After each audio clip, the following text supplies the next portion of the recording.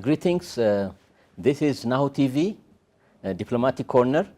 My name is Professor Brooke Hailubesha. I'm the producer and the director of this program. Today, dear audience, I have for you a very distinguished guest. He is none other than His Excellency, the Ambassador of the Russian Federation to Ethiopia, His Excellency Ambassador Yevgeny Terekhin. Ambassador Terekhin, let me welcome you. Thank you for accepting my request to interview you. I have come across about this agreement signed between UAZ car manufacturing company in Russia and Basra, a company called Basra. That's an assembly to start an assembly company. What came out of it? If you could enlighten us, Your Excellency. Really, it was a good project, and really we have attached a lot of hopes to this project. But unfortunately, first of all, a memorandum of cooperation was signed between the two companies, and it was planned to start assembling UAZ jeeps here in Ethiopia in short term of time. But unfortunately, the internal military and political situation in Ethiopia did not allow to put it into practice, especially because the assembly plant was initially planned to be established in Kambolcha city, and you know that this Kambolcha city has suffered greatly because of the war. Because of war activities in this region. After that, as far as I understand, in the meantime, the Basra plans were changed because you may understand that money can't wait. Money wants to work. Exactly. But nevertheless, I'm sure that if not with Basra, but in this case, we will find some other company which will be ready to cooperate on this project. And let me disclose you one small secret that we are discussing it with some possible prospective partners. Of course, it takes time, takes effort, but nevertheless, we are working on it. Wonderful, wonderful. Great, thank you. Because it came into my mind, I remember reading somewhere that there was this kind of a joint project, and that I find it to be very good, and it brings the two industries together, you know. And also, you know what you remind me of, Your Excellency, is recently also, you know, Russia is a big power, superpower, you know, the USSR and now Russian Federation, and it's known for its use of nuclear technology for peaceful purposes. And there was this agreement between the two governments, I believe, in 2019, to utilize nuclear energy for peaceful purposes. Would you please share with us what came out of it and how is it developing? Is it progressing, or because of the war it's still sort of put on ice? Thank you. Well, this agreement, a bilateral intergovernmental agreement, was signed on the sidelines of Sochi Russian-Africa Summit on the 23rd of October 2019. This agreement envisages cooperation on different directions of peaceful use of nuclear energy. General public, when the point of nuclear energy is touched upon, is mainly thinking about a nuclear energy manufacturing plant. But this is only one possible way of using nuclear energy. It is also used in such maybe very different between themselves spheres as medicine, agriculture, food industry, other industries. So it comprises many different possibilities. which can help a nation to move forward. Exactly. Even if you allow me, Your Excellency, even fighting cancer for health purposes, I think. Sorry? Even fighting cancer Yes, diseases it's like cancer. medicine. Yes, It exactly. makes a big difference. Yes, Yeah, yes, yes. Well, so to implement this agreement, a roadmap between the two leading authorities of our countries, the Rosatom, State Corporation of Russia, I see. and Ministry of Innovation and Technologies of Ethiopia, they have signed, they have adopted a roadmap of activities. It envisages step-by-step different events to be implemented. Some of them have already been done. Some are yet to be implemented. Among them, the building of a science research nuclear reactor here in Ethiopia, possibility of using nuclear energy in different spheres, especially by producing nuclear isotopes for different needs. So, of course, we should be frank, frankly speaking, that not at the speed which we would like, but nevertheless, the process is moving. Wonderful. As long as it doesn't stop. It hasn't stopped. Yes, thank you. Thank you for explaining this position. Now we have covered the bilateral aspect. Feel free to come back to it as needed later on. Now let's move to the next question, and that is Russian Federation, a member of the Security Council, permanent member of Security Council, a global power with lots of influence, lots of geopolitical interest, etc. And if you could briefly describe to us the focus of your country's foreign policy from the global point of view first. Foreign policy, as it is in general, is a very, very wide and complicated field of human activity. That's why I will try to be as short as possible, otherwise we will never stop our discussion. I agree, absolutely. So, as a former diplomat, you know it quite well.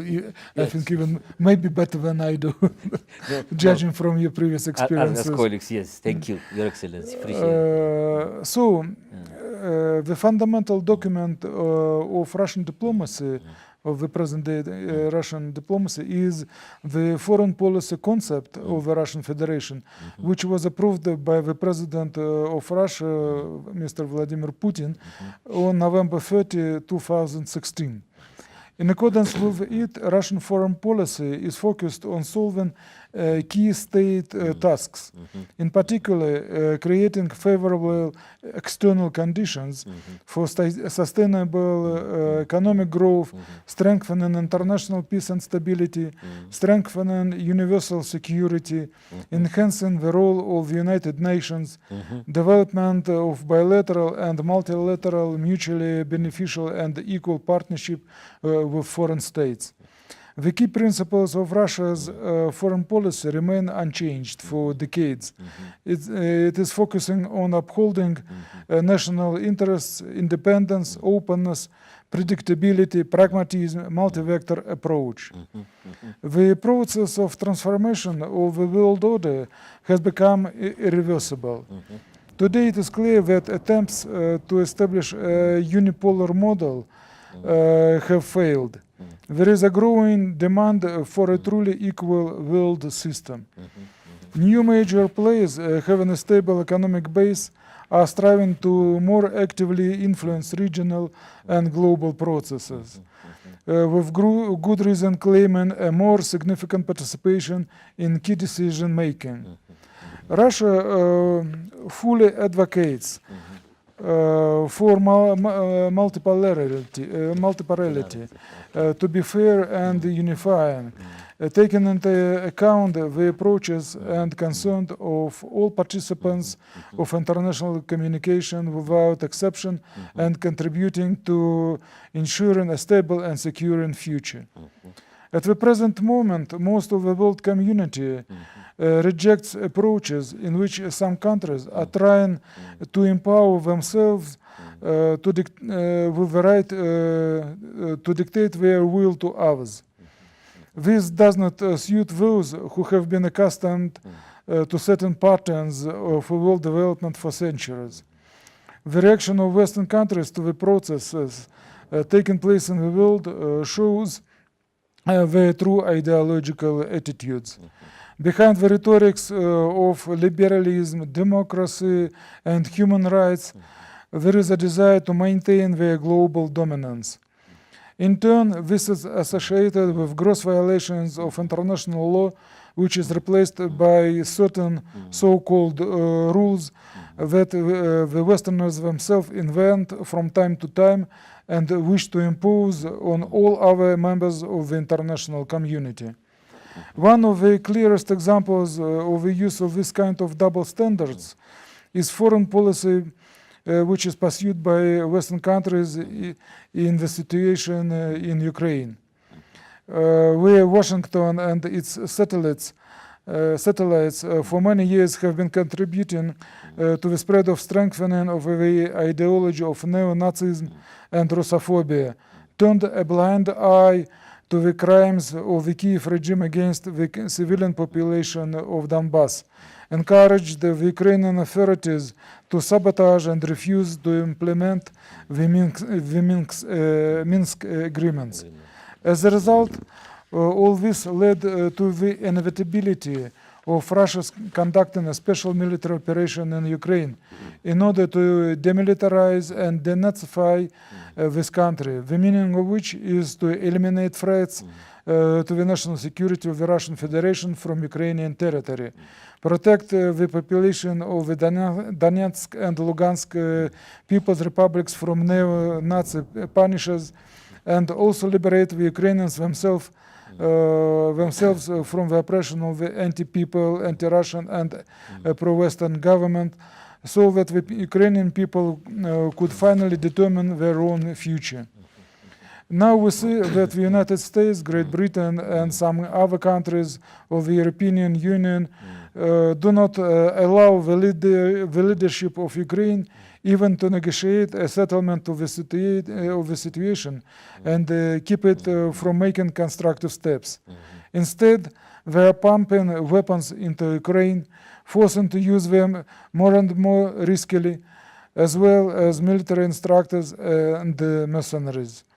It is clear that the US-British strategy is to turn the conflict in Ukraine into a real full-fledged war on the territory of Europe, the ultimate beneficiaries of which will be exclusively Washington and London. And of course, I suppose that you will agree with me that such attempts of these two countries and their allies are absolutely unacceptable, not only for Russia, but for all those who are standing for genuine and just peace in the world. I could mention one clear example to prove my words. You may remember that when this special operation has just started at the end of February. There was a first meeting of the Special General Assembly, special meeting of the General Assembly, UN General Assembly. I suppose it was on 2nd or 4th of March. Okay. At that time, many countries who participated were overwhelmed by emotions. By emotions and the massive Western propaganda, who were saying, who were crying about alleged violation of democratic principles, the Charter of UN, so on, so forth. And at this meeting, about 135, I don't remember exact number, of Members. participants were have voted for anti-Russian resolution. But as time is passing by, and as far as the emotions are laying down, and people, as far as people are starting to more realistically analyze what is happening, they are starting to understand. They start understanding that it's not any kind of aggression of Russia against Ukraine. It is just a self-defense war, which is conducted by Russia against alliance of Western powers. Some analysts are already calling it as the Third World War. I hope that it will not reach the stage of full-fledged World War, but the reality is, as I have mentioned. And when a week ago there was a new voting in the UN General Assembly on the Ukrainian issue, only 58 countries have voted for this resolution. That means that common sense is returning to the people of different countries. And who are these 58 countries? These are NATO members, mainly NATO members, and European Union members, who are actually subordinate to their bosses in Washington. Also, some few countries like Australia, Japan, South Korea, always have always been subordinate to Washington, and just a handful of small countries. But at the same time, from Africa, only one country has supported this resolution, and it was Liberia. Yes, Which is also maybe considered as a state of the US. From Latin America, as far as I remember, only Colombia has supported this resolution. We know what is the regime in Colombia, what regime in Colombia is ruling now. And at the same time, there is a very interesting calculation which was made by one Chinese politologist. Unfortunately, I can't pronounce his name. It's rather difficult for me.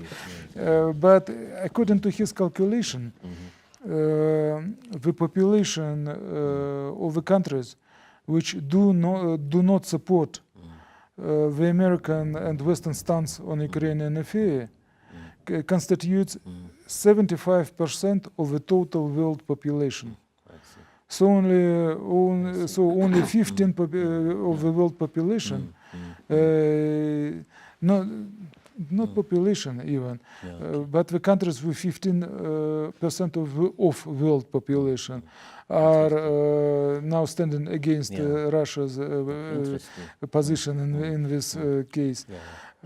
But even in these countries, you may see what is happening. Look what has happened in Prague a couple of days ago.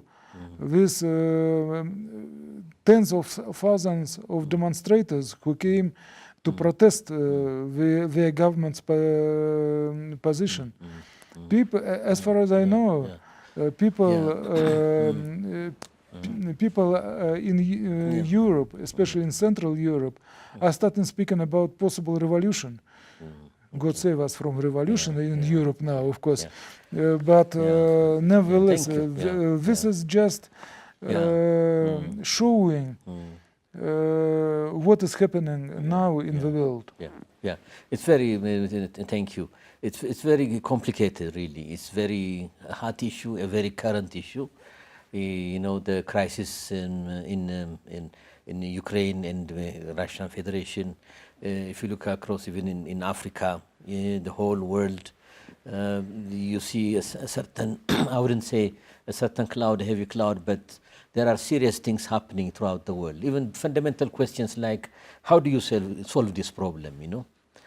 How do we solve this problem? There is sanctions, you know, do we solve it peacefully or not? There is economic sanctions, many sanctions on Russia. Then Europe is also, European Union are taking positions. I was fortunate, Your Excellency, to interview a number of European Union member countries here in Addis. And it's my journalistic duty also, you know, they presented their ideas, you know. One thing that they always presented was saying that there was no crisis. They say it's a Russian invasion. But Russia responds and explains it's not an invasion, it's a crisis, you know. So there is a kind of division. And then there is this global reconfiguration of power, as you have pointed out. There is BRICS, for example. Is BRICS going to be reinforced with more countries join BRICS?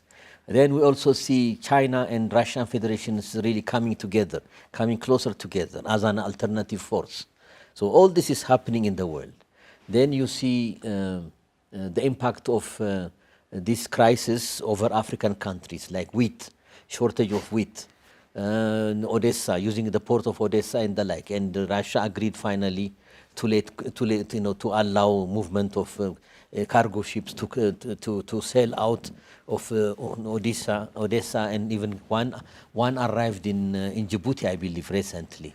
So it's all complicated. Could I, sorry, yes, could I not the first came to Djibouti, but the only one came to Djibouti? The first and only one? No, the only one. Why am I saying this? We have heard a lot of shout out about the alleged food crisis in Africa, which was allegedly caused by this situation in Russian-Ukrainian relations. This is the case of Western hypocrisy, really. First of all, Ukrainian wheat comprised only 4% of the world wheat market. Moreover, this is the wheat which was sold out during the whole year, during 12 months. So what was left in Ukrainian ports, it was even much less than these 4%. Maybe around 1% only was left. 1% would never cause such a wild range crisis, yes, of foodstuffs. Next, up to now, about 600,000 different grains were taken from Ukrainian ports. Most of these grains, most of this wheat, have you analyzed where it was delivered to? Not to Africa. The first shipments were sent to Italy, France, Germany, South Korea, so to the countries which are far from being starving. Besides that, among this grain which was taken from Ukrainian ports, the main bulk is not wheat, but corn, which is also really sent as food aid. This is all this is just a blatant hypocrisy. I see. Well, regarding the terminology, is it Russian invasion? Is it a war on Ukrainian territory? Or is it a crisis? Well, My esteemed Western colleagues are often counting this situation of crisis. They are counting it from 24th of February this year. But we count this crisis situation from January 2014, when an internal agreement was signed between the then President Yanukovych and his opposition, and three Western countries, Poland, Germany, France, were guarantees of this agreement. As soon as this agreement was signed, its aim was to find a peaceful outcome and a solution of the situation. The next day, was it good or bad president, but he was elected president. The next day he was ousted. And ultra-nationalists, neo-Nazis, in fact, they have seized the power. They have attacked protesters in this city of Odessa, and in this situation, almost 60 people were burnt alive by these fascists.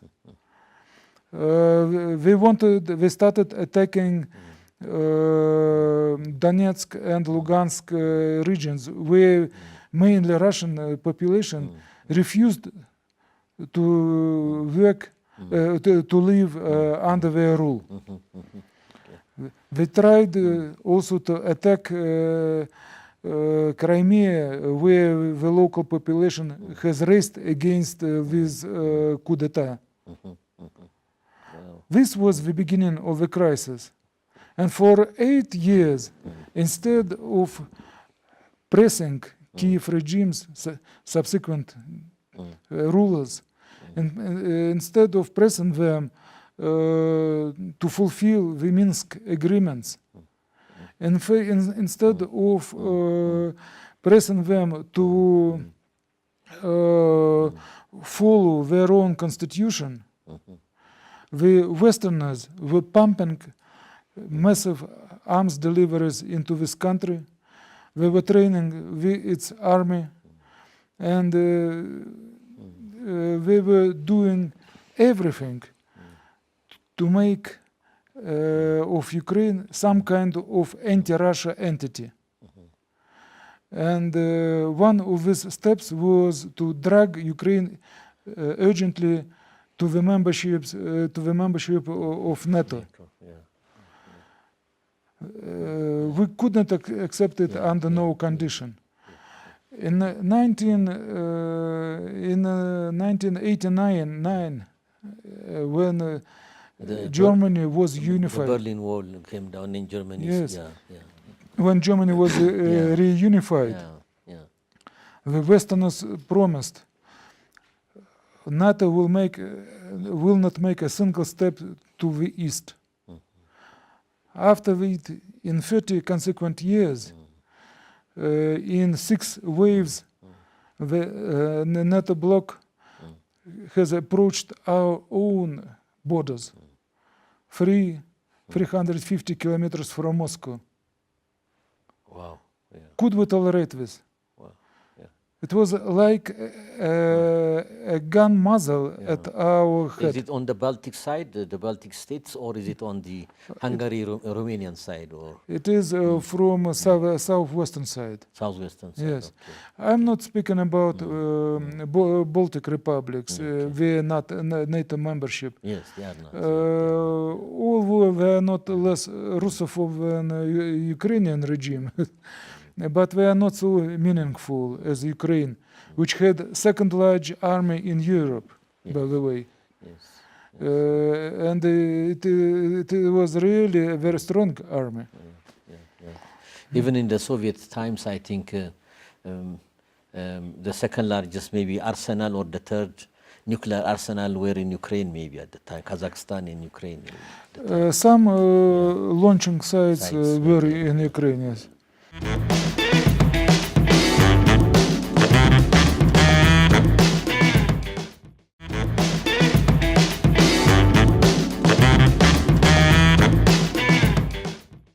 Interesting. Very, very, as you can imagine, as our audience could just follow up in a very complicated issue.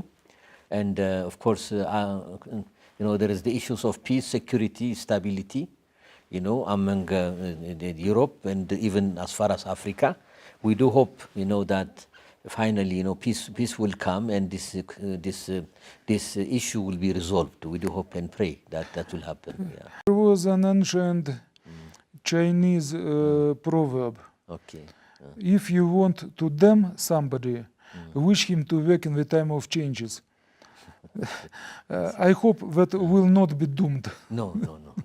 We as human beings, we are always optimists, and hopefully we'll find the solutions to that. And we have one blue planet, Either we'll swim together or we'll sink together, all of us. If there are too much holes in this boat, then we're going to sink. And, in this connection, what I would like to advise and to call your TV viewers is to be more logical and to see not only one side of the moon. Try to find the whole scope of a problem to understand it. 360 degrees. Yes, throughout. exactly. Yeah, that's a good advice and a good point. And there's a whole lot of history, a whole lot of things going on. So allow me to move on to the next question because Sure. because of lack of time. Thank you really for presenting Russia's position and in very clear terms, and the cornerstones of your foreign policy as well as the issue in Ukraine. Thank you for bringing into light, sharing it with our audience. Now, I would like to draw your attentions to we have touched upon it, to Sochi 2019, the first African summit, the first Russian-African summit. And then, as I remember, the second African summit is scheduled to take place in October. How is it progressing, Your Excellency? Will we see African heads of state in Moscow or in St. Petersburg? Because October is next month, actually. We start in September. I see. Well, while answering to this question, let me try as well to give you a general picture of Russia-African relations at the present stage. Of course, the most important recent success of the Russian foreign policy in Africa, which is of strategic importance, was the Russia-African summit in Sochi in 2019. 54 African countries, practically all the African countries, have participated in this event, and of these countries, 43 were represented at the highest level. The summit created a good basis for a new stage in Russian-African relations. The joint declaration adopted as the result of the summit brought the African agenda of Russian foreign policy to a new level and remains so far the main document defining the conceptual framework of Russian-African cooperation. Africa has always been an important region for Russia, both in terms of foreign policy and trade, economic and humanitarian cooperation. Back in the late 50s and early 60s of the last century, our country played an important historical role in the African peoples gaining their statehood and independence during the struggle against colonial domination. Several generations of politicians and diplomats has already changed since that time, but continuity and the sense of solidarity between our country and Africa are preserved. On this basis, the revival of Russian-African relations is now continuing, caused after a certain break caused by our internal problems, first of all by the collapse of the Soviet Union, and connected mainly with internal problems. It is overcome, and we are reviving our relations. As well, I would like to notice that relations between Russia and Africa have a long history and have always been multifaceted. Today, Africa is confidently moving along the path of political, socio-economic, scientific, and technological development and change. The African continent is the world's leader in terms of consumption growth. In 15-20 years, it will determine the demographic picture of the world and influence the whole global economy. Many African countries have already made a big breakthrough in creating conditions for business development and creating a favorable investment climate. Ethiopia is among them. Agriculture, chemical industry, and agricultural technologies, oil refining and mining, energy and peaceful nuclear technologies are rapidly developing on the continent. Most countries are interested in the development of infrastructure and demand for cars, special equipment, and this demand is growing. In each of these areas, Russia has something to offer to African countries.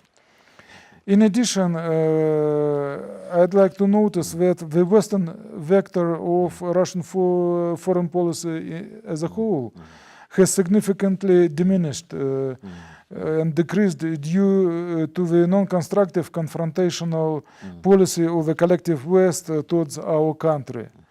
Russia is reorienting itself to other areas, including Africa, which acts as one of the priority areas of the Russian foreign policy strategy.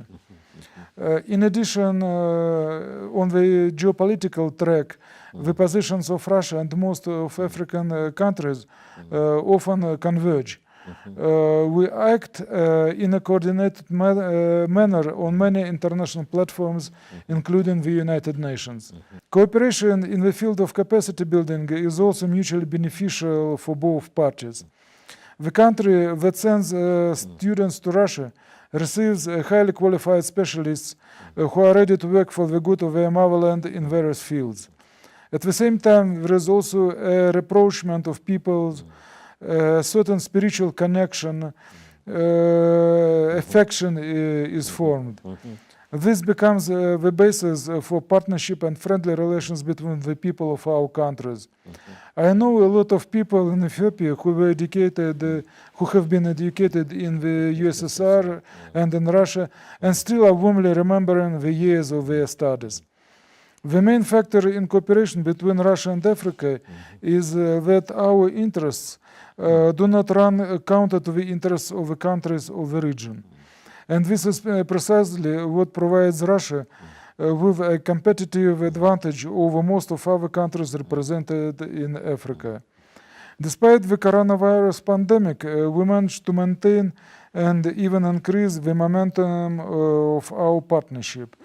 There have been a number of visits, both at the highest level and at the level of foreign ministers and other sectorial ministries. That is, new frameworks for cooperation in various areas were formed. And returning to your question concerning the second Russia-Africa summit, I'd like to confirm that really initially it was planned to convene the second summit in 3 years after the first one. Yeah. That means in this year. Yes. But as you have rightly noticed, mainly because of coronavirus pandemics, most of our global plans have been changed and postponed or delayed. Yes. Therefore, it is supposed that the second Russian-Africa summit will be convened the next year. The time is yet to be fixed because we have to take into consideration the working plans and the interests of more than 50 leaders. Leaders, yeah. Yes, this is not And this is not an easy task. Yeah. But the preparation job has already been started, and we are working on it. Wonderful. Thank you, Your Excellency. What remains now is just one question, and then we'll a summarizing question, and that is in regard to Africa and the issue of terrorism. Terrorism has become a global issue, and even Russia, correct me if I'm not wrong, you also have your own experience, Chechnya and things like that.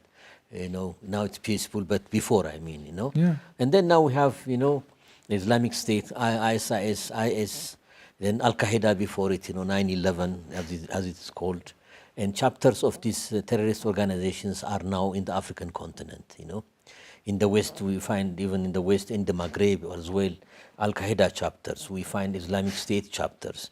The same thing in West Africa. Boko Haram has made alliances with these groups. In the East, Al-Shabaab in Somalia. Ethiopia is very hard hit affected by these terrorist activities. It has to be always Ethiopia on our tiptoes, on our feet. Always. 2 months ago or a month now, we had a major skirmish with Al-Shabaab units. And in this regard, Russia, what's its position and regarding fighting terrorism, globally as well as in the African continent? And secondly, since Ethiopia is also a Horn of African country, and if you could specifically also speak about Russia's interest in fighting terrorism as well as Russia's interest in the Horn of Africa. Thank you. Let me turn to the beginning of your comment. When you have mentioned the situation in Chechnya, which was prevailing 20-25 years ago.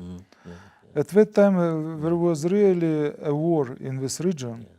And Russia's government, Russia's powers had to conduct this war. It was not a war against Chechnya population. Very true.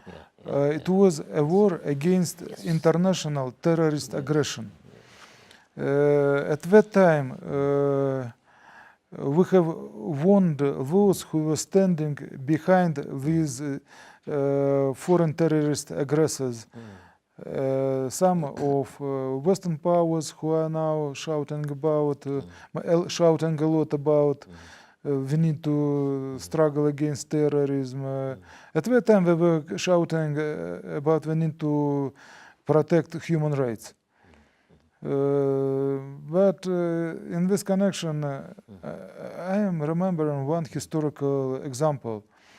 One of the speeches by the late Emperor Haile Selassie in the League of Nations, when he was attracting attention to the Italian aggression, he was warning, today they are attacking us, tomorrow they will attack you. Unfortunately, people are not taught by history. And history always punishes very severely those who would not like to learn its lessons. Now we have what we have. Destroyed states in the Middle East. We have a terrorist storm elsewhere. And of course, it is now a global threat. And a need for any people, for any reasonable people, to join their efforts in struggling with terrorism.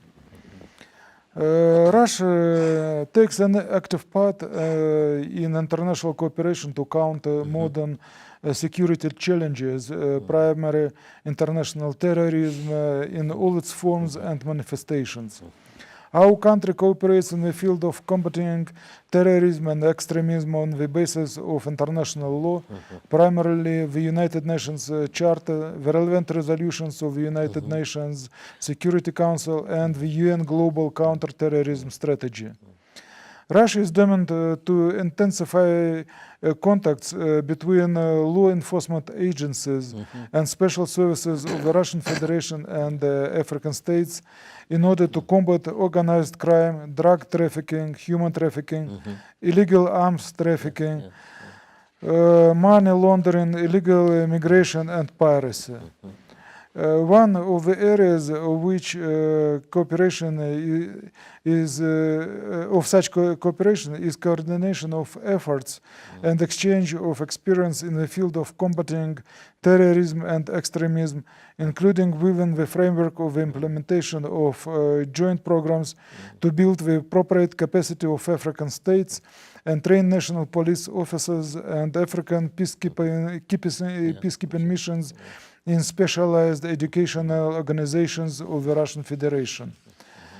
African countries demand expertise in the formation and training of special anti-terrorist units, and such cooperation between Russia and the African states in the long term is mutually beneficial. On the United Nations platforms, we will continue to engage with African partners to implement specific actions and measures to develop legislation regarding the regulation of social networks, the prohibition or restriction of use of non-governmental and charitable organizations that provide support in any form to entities of or persons involved in terrorist activities. So we will continue to implement measures that prevent recruitment of members of terrorist groups and contribute to the destruction of sources of terrorist financing. We will also continue close cooperation aimed at settling and preventing conflicts in Africa on the basis of African solutions to African problems principle. We are ready to intensify cooperation in the field of post-conflict reconstruction and development on the African continent.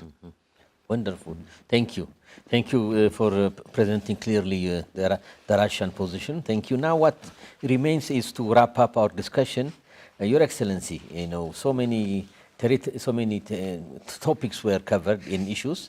Is there anything else that you would like to briefly share with our audience before we wrap up the interview? Any issue that you would like to underline? ከአሁኑ ወዲህ በአማርኛ ብንነጋገር በጣም ደስ ይለኛል። ይሄማ በጣም ቆንጆ ነው። በጣም ፈቃዶ ቢሆን በጣም በአንድ በኩል አብዛኞቹ የናሁ ቲቪ ተመልካቾች ኢትዮጵያ ውስጥ የሚኖሩ ስለሆነ በሌላም በኩል ደግሞ በውጭ ሀገራት በብዛት ያላቸው ኢትዮጵያውያን ስላሉ የትውልድ ቋንቋቸውን ለማስታወስ ልርዳላችሁ። በጣም ቆንጆ ነው። ሰፊ የሆነ ውይይትን አድርገናል። ይህንን ለማድረግ እዚህ ስለመምጣቱ ልባዊ ምስጋናን ልገልጽልዎት እወዳለሁ። ለተከበራችሁ የናሁ ተመልካቾች እና አድማጮች ይህ ውይይት ኢንተረስቲንግ እና ጠቃሚ እንደሚሆን ተስፋ አደርጋለሁ። ቢያንስ በመጠኑ የራሽያ የውጭ ፖሊሲ አብይ አሃዞችን ስገልጽላችሁ ይህንን በይበልጥ በጥልቀት ለመቅመስ እንደቻላችሁ ተስፋ አደርጋለሁ። ይህ የዛሬው ውይይታችን መጀመሪያ ቢሆንም እንኳ መጨረሻ እንደማይሆን እሙን ነው። ወደፊትም ማንኛውም አርዕስትን በሚመለከት ውይይታችንን ለመቀጠል ዝግጁ ይሆናለሁ። ተመልካቾቹ ሊጠይቁ ወይም እኔ ልገልጽላችሁ የምትፈልጉ ቋንቋ ካለ ይህንን ቋንቋን ከማቅረባችሁ አትቆጠቡ። መቼም የምላሽ ግንኙነትን ለማቋቋም ዝግጁ ነን እና ለዛሬው ዕለት መደምደሚያ ለመላው ኢትዮጵያ፣ ለኢትዮጵያ ዜጎች ሁሉ፣ ለኢትዮጵያውያን ዜግነታችሁ ሳይለይ ልባዊ የደስታ ምኞትን ልገልጽላችሁ እወዳለሁ። በኢትዮጵያ ሰላም እንዲሰፍን በቤታችሁ በቤተሰቦቻችሁ ብልጽግና የትንዋሌ እንዲመጣ የተጠናከረ ጤንነት እንዲኖራችሁ አምላክ እንዲገኝላችሁ ለመመኘት እወዳለሁ እና ዛሬ ይህንን ፕሮግራማችንን በትህትና ስለተመለከታችሁ ከልቤ አመሰግናለሁ እና ልዩ ምስጋና ለፕሮፌሰር ብሩክ ለመግለጽ ፈቃድዎን እጠይቃለሁ። እኔም አመሰግናለሁ። ክቡር አምባሳደር በጣም ነው ደስ የሚለው። እርስዎ እንግዲህ ዲፕሎማት ኖት፣ አገሩን ወክለው ነው እዚህ ያሉት። በኢትዮጵያና በራሻ ሕዝብ ድልድይ ሆኖ ለመስራት ነው። በራሻ መንግስትና በኢትዮጵያ መንግስት ድልድይ ሆኖ ለመስራት ነው። ከመጡ 2 ዓመት ተኩል 3 ዓመት ሊሆኑት ነው። መልካም የስራ ጊዜ እመኝልዎታለሁ በተመልካቾቻችን ስም። I wish you all the best in your work here in Ethiopia, representing the 2 peoples and 2 governments of our 2 historical nations. We wish you all the best. Thank you for wishing the Ethiopian public Happy New Year. በጣም እናመሰግናለን። ኢትዮጵያኖች ትልቅ አመት ነው የተለየነን። እንደውም እንደምናስታውሰው በራሻ በሶቪየት ሪቮሉሽን አብዮት ተለወጠ እንጂ ካላንደራችን እስከምናስታውሰው ድረስ አንድ አይነት ነበር ባልሳሳት። ክቡር አምባሳደር ቀደም ሲል ማለቴ ነው። በድሮ ጊዜ እስከ ታላቁ ጴጥሮስ ዘመነ መንግስት እኛም ደግሞ አዲሱን ዓመት በዓል ያከብረነው በመስከረም ነበር። እውነት ነው። ከዛ ወዲህ ትንሽ ቢለወጥም አሁንም በጣም እንደልኝ ሰው ነኝ። እዚህ እኔ ቤተሰብ እድለኛ ነው። እድለኛ ለመሆን ብዙ ምክንያት ቢኖርም ከነሱ አንዱ ቤተሰብ የአዲስ ዓመት በዓልን በጣም ይወዳል። ይህ እንደ የቤተሰብ ታላቁ በዓል ነው የምንመለከተው። በልብ ሙቀት የተሟላበት በዓል ነው። ሆኖም እዚህ ኢትዮጵያ ስንገኝ በአመቱ 3 ጊዜ ነው የምናከብረው አዲስ ዓመት በዓል። አንዱ የኢትዮጵያ በመስከረም፣ አንዱ የአውሮፓ ጃንዋሪ 1 እና ሶስተኛው ተብሎ የሚጠራው በመስኮቦች ብቻ ነው፣ በመስኮቦች መካከል ብቻ ነው የሚከበሩ ተብሎ የሚጠራው አሮጌ አዲስ ዓመት በዓል ነው። በጃንዋሪ 13 ነው። ይገርማል። 3 ጊዜ ማለት እሱ እስከ ጥቅምት አብዮት ድረስ በነበረው ካሌንደር መሰረት የኛ ካሌንደር ከአውሮፓ ካሌንደር 2 ሳምንት ያህል ዘግይቶ ነበር። ከአብዮቱ በኋላ ተለውጧል እና ስለዚህ አሮጌ አዲስ ዓመት በዓል ነው የሚጠራው። በጣም ግሩም ነው። በጣም ብዙ ትምህርታዊ ነው ውይይት ያደረግነው። ሪሊዝ ቬሪ በጣም ደስ የሚል ትምህርታዊ ነው ስለ ታሪኩ፣ የሁለቱም ሀገራት ታሪክ እና እንዴት ዓመት በዓል እንደሚከበር። እርሶንም 2015 የኢትዮጵያ በዓል የተሳካ ዓመት ለእርሶ፣ ለውድ ዲፕሎማቶች፣ ለቤተሰቦ፣ ለልጆቹ፣ ለመላ ቤተሰቦ እንዲሆን እንመኛለን። እርሶ የኢትዮጵያ ቤተሰብ ኖት። ለምንድን ይሄን የሚያሰኘው? የእርሶን ባዮግራፊ እንዳየሁት ከልጅነቶ ጀምሮ ዩኒቨርሲቲ ትምህርት እንደጨረሱ ኢትዮጵያ ስራ የጀመሩት እዚህ ነው። ሄደው መጡ፣ እንደገና አታሼ ሆኑ፣ ሄደው አገልግለው አገሮን መጡ፣ ኢትዮጵያ ተመለሱ። 2ኛ ጸሐፊ፣ 1ኛ ጸሐፊ ሄደው አገልግለው ከዛ ሚኒስትር ካውንስለር ሆነው መጡ። ብዙ ዓመት ደግሞ አገልግለው አሁን ደግሞ የአገሮን የክብር ሀገሮን እንትን አምባሳደር ሆነው መጡና የእርሶ በጣም ካሪየር ለየት ያለ ካሪየር ነው። የኢትዮጵያ ቤተሰብ ኖት ማለት ይቻላል ለማለት ነው የምፈልገው እና ለሰጡን አስተያየት፣ ለሰጡን በጎ ምኞት ለኢትዮጵያ ሕዝብ ሰላም ብለዋል። አዎ ሰላም፣ ብልጽግና ያስፈልጋል ሁሉም ሀገር፣ ለዓለምም ሁሉ። You have spoken about peace, stability, and economic progress and prosperity. Thank you for your well wishes to the Ethiopian people. Thank you for your best wishes for the New Year Ethiopian 2015 New Year. We also wish you all the best, and we'll definitely our audience will hear you in Amharic, of course, as you speak very well in Amharic. The best wishes. Thank you for your time, Your Excellency. Thank you for being generous for your time, explaining to us and being part of the Diplomatic Corner. I also hope it will not be the last time we'll have you in Diplomatic Corner in Nahu TV for sharing your time with us. Once again, እግዚአብሔር ያክብርልን፣ እግዚአብሔር ይስጥልን. Thank you. ለሁላችንም እና እኔ ከልቤ ያመሰግንኩኝ ብዙ የላቀ ቃላት ስለኔ ስለወስ ምናልባት ከመጠኑ በላይ but in any case really thank you very much for your comment to our embassy. We are always happy to see here our good friends, Ethiopian journalists. There is one great thing when I meet with Ethiopian journalists, Ethiopian media people. I shouldn't be afraid of anything. No, you shouldn't. I know that you will be always friendly, and you are always wishing all the best to our country, the same as we are wishing all the best to our beloved Ethiopia. Thank you.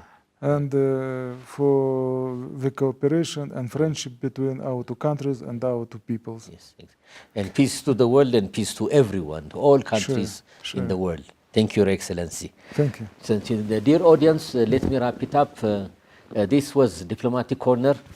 I had with me the Russian Federation Ambassador to Ethiopia, as well as to the African Union, His Excellency Yevgeny Terekhin.